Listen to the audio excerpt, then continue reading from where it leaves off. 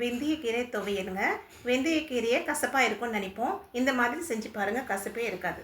சாதத்தோடு சேர்த்து சாப்பிட்டாலும் நல்லாயிருக்கும். இட்லி தோசைக்கும் எல்லாத்துக்குமே நல்லாயிருக்கும். செஞ்சு பார்த்து எனக்கு சொல்லுங்கள் காமெண்ட்டில். ஒரு டேபிள் ஸ்பூன் எண்ணெயை சேர்த்துக்கலாங்க கடாயில். அரை டீஸ்பூன் சீரகம், ஒரு டீஸ்பூன் தனியா,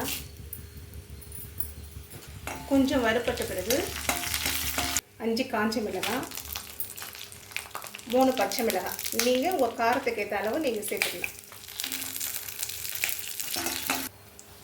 இப்போ பச்சை மிளகாய் பாதி வதங்கின பிறகு 2 டீஸ்பூன் எள்ளு சேர்த்துக்கலாங்க. ஆனால் எள்ளு முன்னாடியே சேர்த்தோம்னா கருகிடும், ரொம்ப வறுபட்டுடுச்சுன்னா கருகிடும். அதனால் இப்போ சேர்த்துக்கலாம்.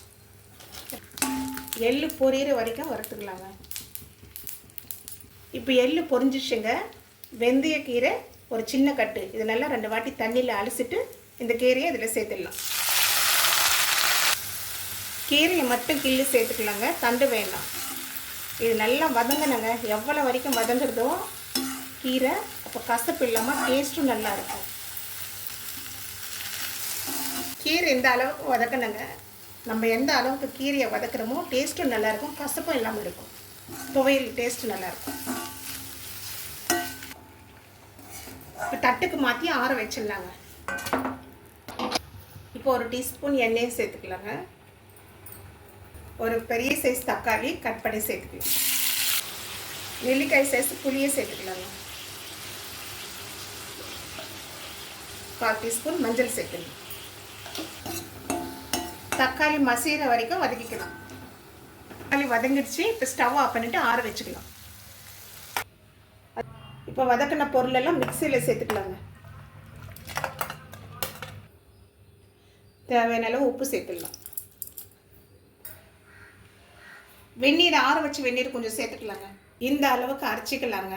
மையம் வேண்டாம், கொஞ்சம் லைட்டு கோர்ஸ் இருக்கிற மாதிரி அரைச்சிக்கலாம். ஒரு டேபிள் ஸ்பூன் எண்ணெய் சேர்த்துக்கலாங்க. ஸ்பூன் கடுகு சேர்த்துக்கலாம். அரை டீஸ்பூன் சீரகம் சேர்த்துக்கலாம். அரை டீஸ்பூன் உளுத்தம்பருப்பு சேர்த்துக்கலாம். அரை டீஸ்பூன் கடலைப்பருப்பு சேர்த்துக்கலாம். ஒரு காஞ்ச மிளகாய் உடச்சி சேர்த்துக்கலாம். தாளிப்பு வறுபட்ட பிறகு ஒரு 3 பல்லு பூண்டு இடித்து சேர்த்துக்கலாம். சிறிதளவு கருவேப்பிலை சேர்த்துக்கலாம். பெருங்காயம், சிறிதளவு பெருங்காயம், அரைச்ச விழுதை சேர்த்து 1 நிமிஷம் வதக்கிட்டு ஸ்டவ் ஆஃப் பண்ணிடலாம்.